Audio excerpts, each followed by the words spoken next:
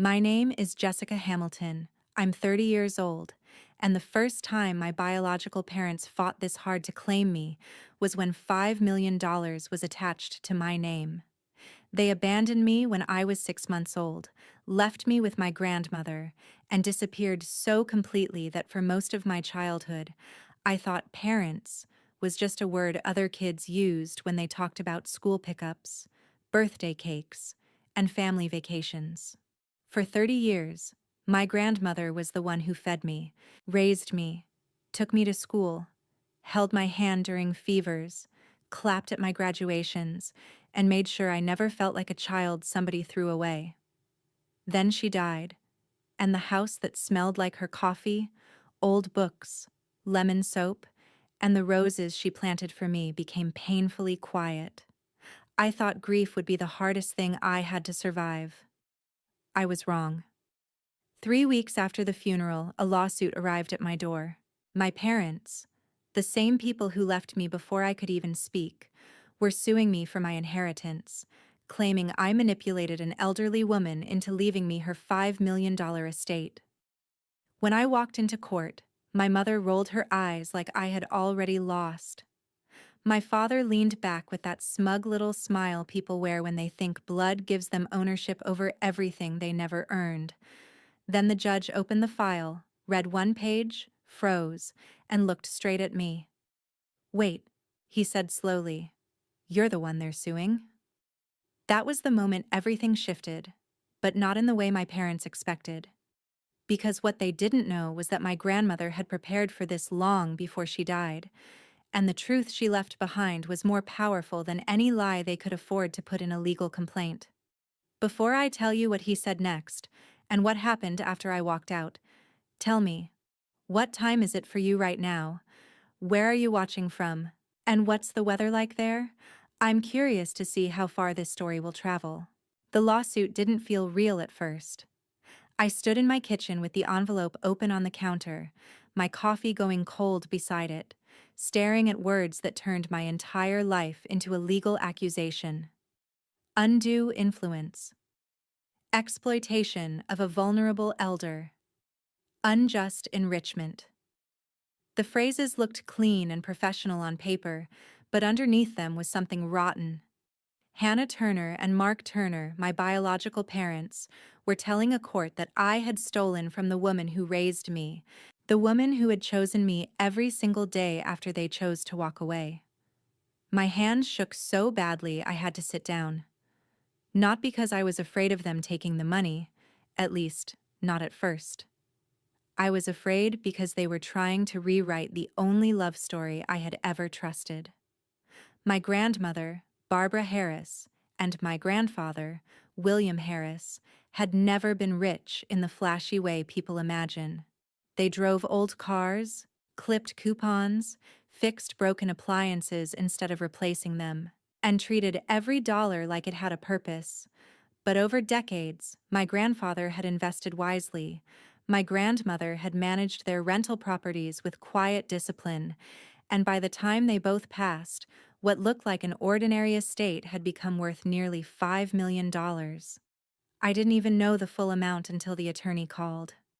I remember whispering, "That can't be right," because the woman who left behind that fortune was the same woman who reused gift bags, washed plastic containers, and told me wasting food was disrespectful to everyone who had ever gone hungry. And then, before I had even finished grieving, Hannah and Mark decided the money had found the wrong person. I called Samantha Green, the estate attorney my grandmother had trusted for years. Her voice was calm, but I could hear the tension underneath when she said, "Jessica, I need you to listen carefully. They are not just asking for a share. They are accusing you of manipulating Barbara. They're claiming she was too weak to understand what she was doing." I almost laughed, but it came out like a broken breath. Grandma Barbara had been the sharpest person I had ever known. She could remember the birthday of a cashier she met twice, catch one wrong number in a bank statement, and silence a room with one sentence. The idea that I had controlled her was insulting enough. The idea that Hannah and Mark were pretending to care about her mental state after skipping her funeral made my stomach twist. Samantha asked me to gather anything that showed my real relationship with my grandparents: photos, letters, medical records, school forms, old cards, journals, receipts, anything proving that I had been there and that they had been there for me. I went to my grandmother's bedroom that night and opened the cedar chest at the foot of her bed. Inside were baby blankets, report cards, birthday cards, handmade ornaments, and one yellowed envelope I had never seen before. My name was written on the front in her handwriting. Inside was a letter, not from her, but from Hannah. It was dated 2 weeks after I was born. The words were short, almost impatient. "We can't do this. We're too young. She cries too much. Keep her for now. We need our lives back." At the bottom, Mark had added one sentence: "Don't make this harder than it has to be."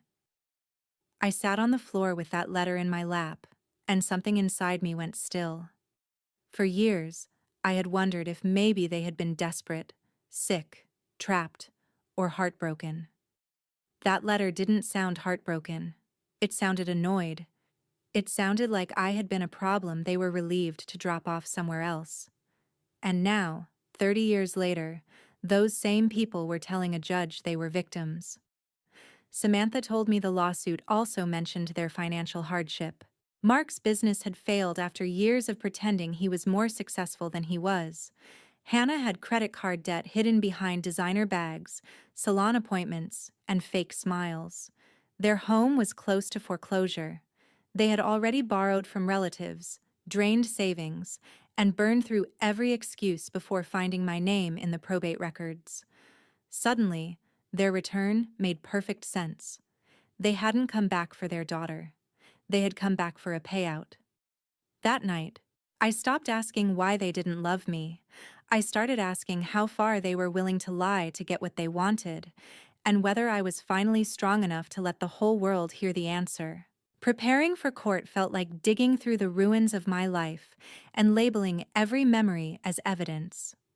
Samantha's office became a battlefield of cardboard boxes, folders, sticky notes, legal pads, and photographs spread across her conference table. On one side were Hannah and Mark's claims that my grandmother had been lonely, confused, dependent on me, and easily manipulated. On our side was the truth, but truth still needed proof. Samantha was careful with me, but she didn't soften the reality. "Their lawyer is going to make you look greedy," she said. "He's going to say you isolated Barbara from her real children. He's going to say you took advantage of her grief after William died. He may even say you poisoned her against them." I stared at her, stunned. "They weren't there to poison her against." Samantha nodded. "Then we proved that." We began with guardianship records showing that my grandparents had taken me in when I was 6 months old, and that Hannah and Mark had never petitioned to regain custody. We found school forms where Barbara and William were listed as emergency contacts, medical documents showing they had paid for my care, birthday cards from neighbors calling them my parents in every way that mattered, and old photographs from a lifetime Hannah and Mark had never bothered to enter. But the strongest evidence came from the journals. My grandmother had kept them for decades, not dramatic journals filled with secrets, but ordinary records of love. Jessica lost her first tooth today and insisted the tooth fairy needed a receipt. Jessica cried because a classmate said grandparents are not real parents. I told her love is not measured by age. Jessica got into college. William cried in the garage so she wouldn't see. Each entry was small, but together they became a wall my parents couldn't climb. The night before trial, I sat alone in Grandma Barbara's kitchen reading those journals until the words blurred. I could almost hear her voice in the room, firm and warm, telling me not to shrink. There was one entry from when I was 12 that broke me open. Hannah called today after 9 years, not to ask about Jessica, to ask whether we still had the old silver tea set. I told her Jessica was doing well in school. She hung up before I finished. I pressed my hand over my mouth because it hurt in a place I thought had healed. Not because Hannah had hung up. I had accepted long ago that she didn't want to know me. It hurt because my grandmother had carried that rejection quietly and still protected me from it. She had never let me feel like someone's unwanted burden. She had turned abandonment into bedtime stories, school lunches, piano lessons, scraped knee kisses, science fair projects, late-night talks, and Sunday pancakes shaped like hearts. I wanted revenge in that moment. Not the loud kind, not the cruel kind, but the kind where the truth stands up in front of everyone and refuses to be buried. Samantha also found copies of 2 old checks my grandparents had mailed to Hannah and Mark years earlier, both marked for Jessica's needs, both cashed, and neither followed by a visit, a call, a birthday card, or even a thank you. That detail changed something in me. They had not only abandoned me, they had accepted help in my name while refusing to know me. Then Samantha found one more thing. A notarized letter my grandmother had written 2 years before she died, addressed to any court that may one day question my decision. My hands trembled as Samantha read it aloud. Grandma Barbara had written that I was not a caretaker who appeared at the end of her life, not a stranger who influenced her during weakness, and not a greedy relative circling an estate.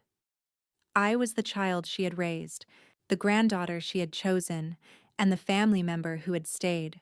She wrote, "If Hannah and Mark ever return after my death, ask them where they were when Jessica needed shoes, medicine, tuition, comfort, and love."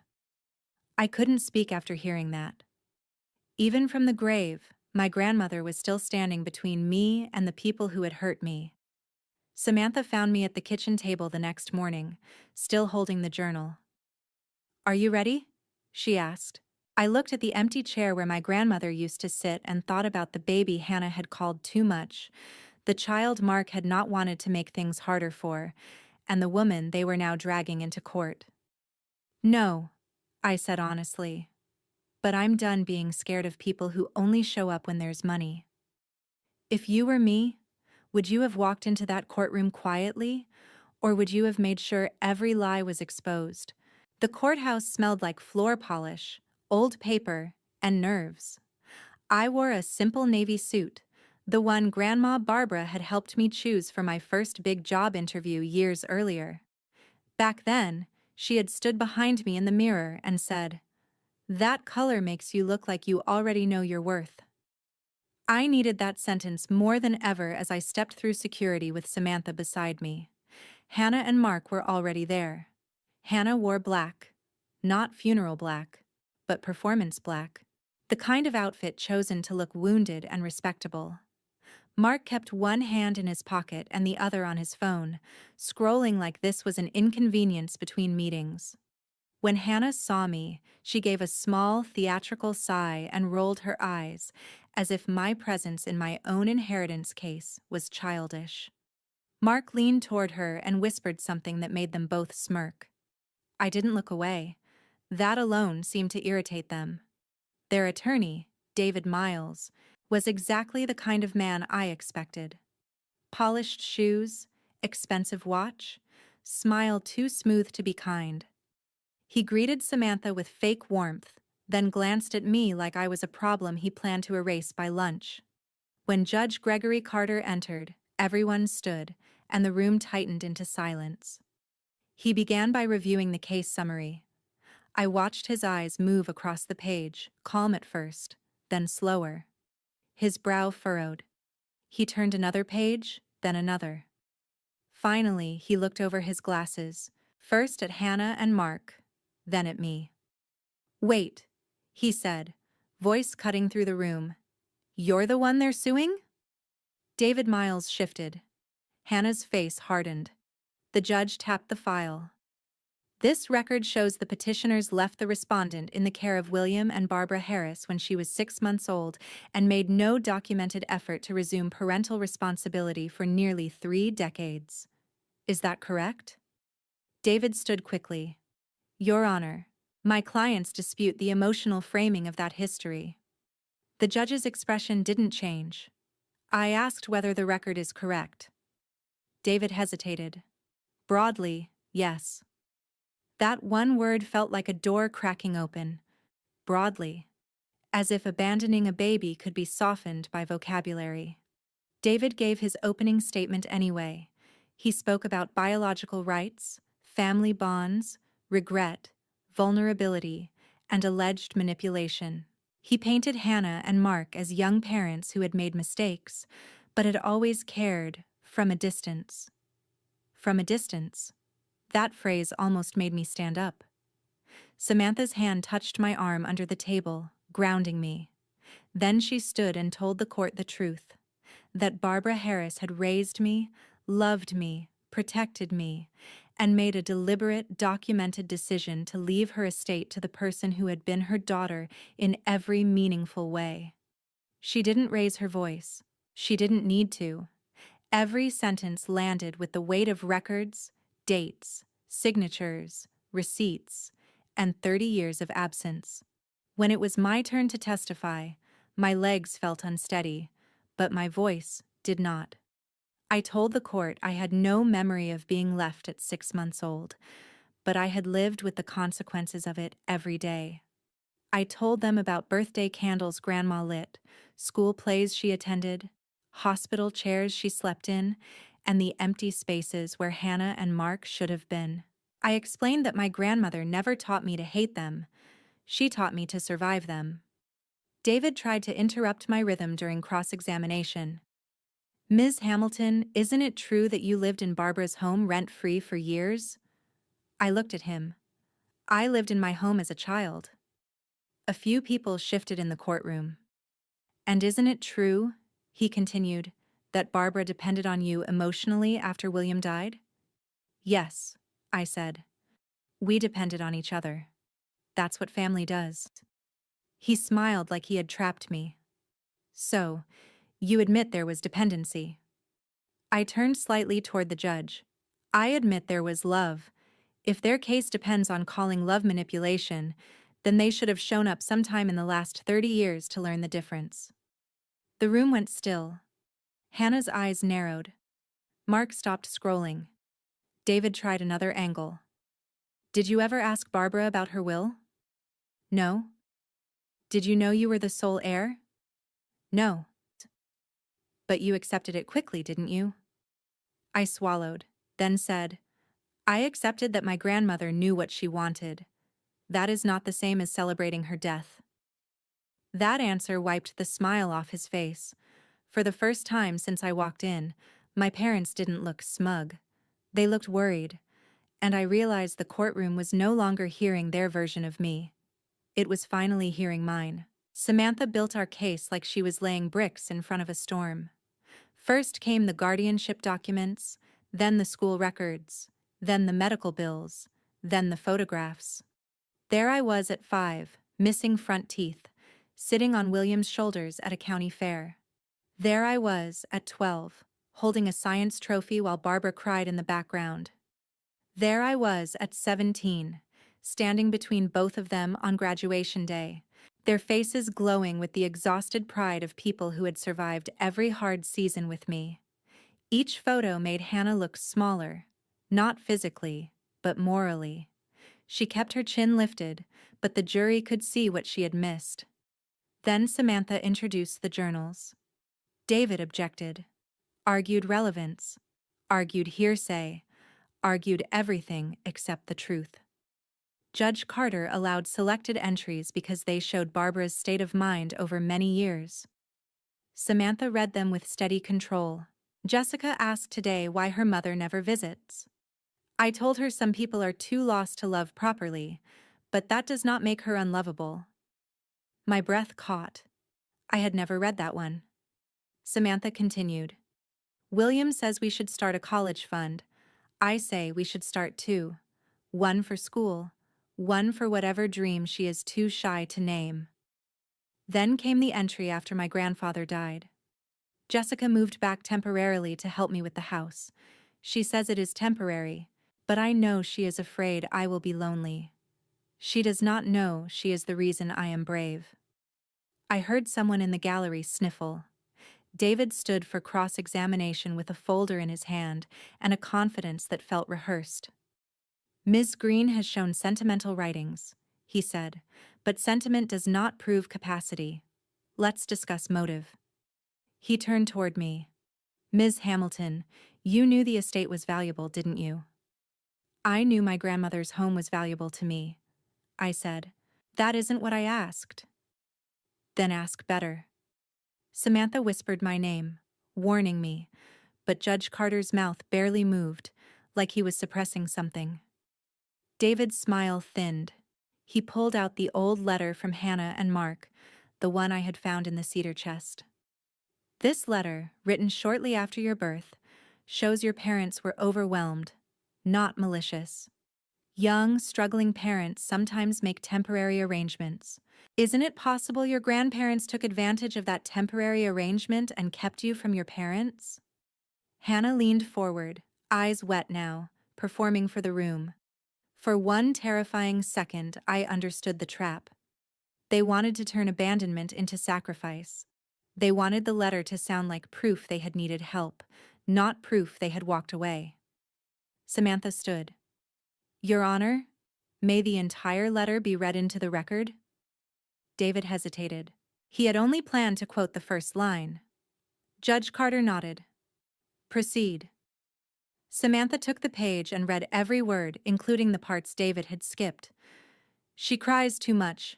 Keep her for now. We need our lives back. Don't make this harder than it has to be. Silence spread like ice. Hannah's fake tears disappeared. Mark stared at the table. Samantha then presented call logs from Barbara's old records, showing only 3 contacts from Hannah in 20 years, none asking about me. One was about the silver tea set. One was about borrowing money. One was a wrong number she never corrected. Then Samantha presented the obituary notice and the timing of the lawsuit, filed 19 days after the estate value became public in probate filings. She also presented the 2 old checks my grandparents had sent years earlier, both cashed by Hannah and Mark, both labeled for my care. David objected again, louder this time. Judge Carter overruled him. Then Samantha called Hannah to testify. My mother walked to the stand like someone stepping onto a stage, but the script fell apart fast. Samantha asked, "Can you name Jessica's elementary school?" Hannah blinked. That was a long time ago. Can you name her high school? I was not kept informed. Can you name her birthday? Hannah's mouth opened, then closed. My chest tightened, but I didn't look away. Samantha's voice stayed calm. You are asking this court to believe you were a mother from a distance. So from that distance, can you tell us the date your daughter was born? Hannah whispered the wrong date, the wrong month, the wrong day. No one moved. Samantha turned a page.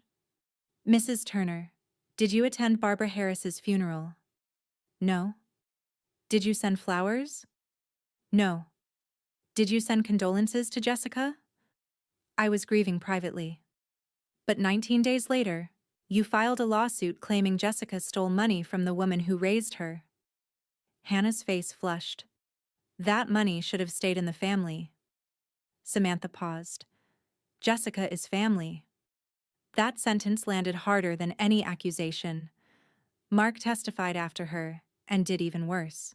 He tried to claim he had always intended to reconnect, but when Samantha asked why he waited until after the estate appraisal, he said, "We didn't know what she had until then." It was the first honest thing either of them had said all day. David closed his eyes like a man watching a ship sink from shore. Then Samantha introduced my grandmother's notarized letter.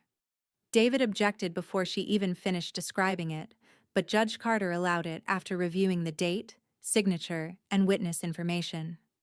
Samantha read the final paragraph aloud. If Hannah and Mark come forward after my death, let the court ask them what they came for. If it is Jessica, they will know her life. If it is money, they will know only mine. I felt the air leave my lungs. Hannah looked down. Mark's face turned red. In that moment, my grandmother was not a memory. She was a witness. I sat there feeling every year of silence rearrange itself into evidence. For once, their absence was not a wound I had to hide. It was proof. The ruling did not come immediately. Judge Carter called for a recess, and those 20 minutes felt longer than the 30 years Hannah and Mark had ignored me. In the hallway, Hannah tried to approach me. Samantha stepped slightly in front of me, but my mother raised both hands like she was harmless. "Jessica," she said softly, using my name like she had earned it. "This has gone too far." I almost laughed. It had gone too far when they left a baby behind. It had gone too far when they skipped every birthday, every fever, every graduation, every funeral. It had gone too far when they called my grandmother weak because she loved me better than they ever could. Mark stood behind her, jaw tight. "We can settle this right now," he said. "No need to embarrass anyone else." I looked at him for a long second.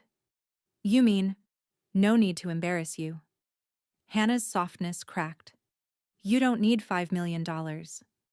There it was. Not, "I miss you." Not, "I'm sorry." Not, "I was wrong." Just money, dressed up as fairness. "And you needed a daughter only after you found out she had it," I said. Her face changed then, not into grief, but into anger. "After everything, you're still ungrateful." That word hit an old bruise, but it didn't break me. "Ungrateful for what?" I asked. "The silence? The lawsuit? The wrong birthday?" Mark grabbed her arm and pulled her back before she could answer. When court resumed, the room felt different. Even David Miles looked tired. Judge Carter took his seat and folded his hands over the file. "This court has reviewed the submitted documents, heard testimony, and considered the arguments. The petitioners have alleged undue influence, lack of capacity, and improper inheritance. They have not provided credible evidence supporting those claims." Hannah stared straight ahead. Mark's mouth tightened. The judge continued.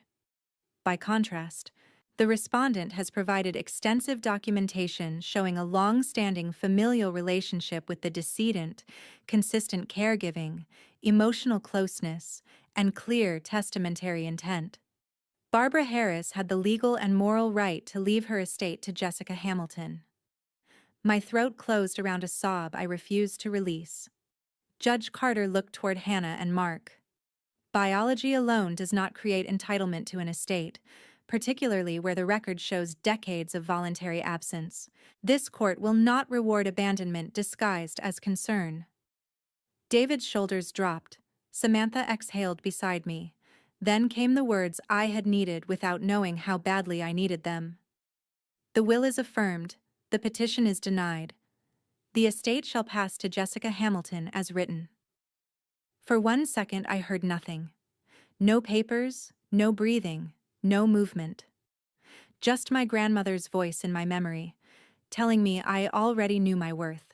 Judge Carter also ordered Hannah and Mark to cover a portion of my legal fees because their claims had been unsupported and filed in bad faith after probate disclosed the estate value. That part made Mark jolt upright. "Your Honor." David grabbed his sleeve, but it was too late. "This is outrageous," Mark snapped. "She turned them against us." Judge Carter's face hardened. "Mr. Turner, you would be wise to stop speaking." Hannah started crying then, but there was no performance left in it. It was panic. They had entered that room expecting to take what my grandparents built. They left owing money, exposed as liars, and stripped of the fantasy that they could erase 30 years with a legal complaint. A court clerk gathered the documents with quiet efficiency, but every movement sounded final. As people began to leave, I heard whispers from the hallway. Someone said, "They didn't even know her birthday." Someone else said, "And they sued her?" For years, my shame had lived in private. Their shame was now public, and I realized the truth did not need to shout to destroy a lie. Outside the courtroom, Mark tried one last time. Jessica, please. We're in trouble. I turned around, and for the first time in my life, I saw him clearly. Not as the father I never had, not as the man whose absence I had once tried to explain, but as someone who had mistaken my pain for weakness. Hannah stood beside him, red-eyed and trembling. "We can start over," she said. "We're still your parents." I looked at both of them and felt something inside me finally unlock. "No," I said. "You're the people who left me. My parents were the ones who stayed." Mark flinched. Hannah whispered, "So that's it?" I nodded. "Today you didn't lose $5 million. You lost your last chance to pretend you ever deserved me." Then I walked away. I didn't slam a door. I didn't scream. I didn't beg them to understand. My revenge was simple. I let the truth stand in the open, and I refused to carry their shame for another day. After the ruling, silence became the first gift I gave myself. I blocked Hannah and Mark's numbers before I even reached the parking lot, but that didn't stop them from trying. Emails came first. Hannah wrote long messages about regret, family healing, and how grief had confused everyone. Mark's messages were shorter and sharper. "We need help. You can spare something. Barbara would want forgiveness." That last one made me stare at the screen until my anger cooled into certainty. Barbara would have wanted many things. She would have wanted me to eat when I was sad, sleep when I was exhausted, wear a coat even if I said I was fine, and never let anyone call cruelty a family obligation. She would not have wanted me to fund the people who abandoned me and then tried to destroy her final wish. Samantha sent a formal letter telling them to stop contacting me. After that, the messages slowed. I heard through a cousin I barely knew that Mark had to sell his truck. Hannah stopped attending the church group where she had apparently told people I was brainwashed, and their friends were asking uncomfortable questions about the court record. Their image of being misunderstood parents had cracked, and for once, they could not blame me for the sound it made. I didn't celebrate their humiliation. I just refused to rescue them from consequences they had chosen. The estate took months to settle. I kept the house. People told me to sell it because it was worth too much, because memories are not investments, because grief should not make financial decisions. But that house was never just property. It was the place where William taught me to ride a bike in the driveway, where Barbara measured my height on the pantry door, where I cried after my first heartbreak and was handed warm soup instead of advice. I did renovate some rooms, not to erase them, but to let the house breathe again. I turned Grandma Barbara's sewing room into an office. I kept William's old radio on the shelf. And in the backyard, where the rose bushes had grown wild during her final illness, I spent 3 weekends cutting, pruning, and planting until my hands blistered. One morning, while I was kneeling in the dirt, I found the little metal garden marker she had made when I was 10. It said, "Jessica's Roses," in faded paint. I sat there and cried, not because I was broken, but because I realized I had been loved loudly, faithfully, and enough. A few months later, I used part of the inheritance to create a small fund in my grandparents' names for children being raised by relatives after abandonment, addiction, incarceration, or neglect. I called it the Barbara and William Family Fund. The first grant helped a grandmother buy a reliable car so she could take her grandson to school and therapy. The second helped a teenager pay college application fees after her aunt raised her on one income. The third paid for beds, winter coats, and legal paperwork for 2 siblings whose parents had vanished. The fourth helped a young mother raised by her uncle afford counseling after years of believing she was unwanted. Every time I signed a check, I thought about Hannah saying I didn't need $5 million. She was right about one thing. I didn't need it to prove my worth. But I could use it to protect other children from feeling like love had abandoned them completely. About a year after the trial, a letter arrived with no return address. I knew the handwriting before I opened it. Hannah wrote that she was sick, that life had humbled her, that she hoped I could find it in my heart to help with medical bills. There was still no real apology, no mention of the wrong birthday, no admission that the lawsuit was cruel. Just another hand reaching out from the same place of entitlement. For one moment, the little girl in me wanted to believe the letter meant something had changed, but then I read the final sentence. After everything we've been through, you owe us compassion. I folded the letter slowly, placed it in the cedar chest beside the original one she had written when I was a baby, and closed the lid. 2 letters, 30 years apart, both asking someone else to carry the weight of her choices. This time, I refused. I walked outside, stood under the rose trellis, and breathed in the evening air. For most of my life, I thought being abandoned meant something was missing from me. Now I understood the truth. Something had been missing from them. My grandparents filled my life with enough love to build a future, and my parents' lawsuit only proved what Grandma Barbara had taught me all along. Family is not the people who come back when the estate is large. Family is the people who stay when there is nothing to gain but love. I still have both letters. I keep them not because I want to live in pain, but because they remind me of the difference between people who leave and people who love. One letter gave me away. The other tried to make me pay. Neither one gets to define me anymore. So if your biological parents abandoned you, ignored you for 30 years, then came back only to sue you for the inheritance left by the person who actually raised you, what would you do? Would you forgive them, help them, or let them face the consequences of the life they chose? Comment below, because I truly want to know how you would have handled Hannah and Mark Turner. Our team is committed to creating fictional revenge stories that give viewers drama, emotion, and thoughtful lessons. This video was made only for entertainment and educational purposes. We hope viewers can take away the message that real strength is not proving your worth to others, but knowing it for yourself.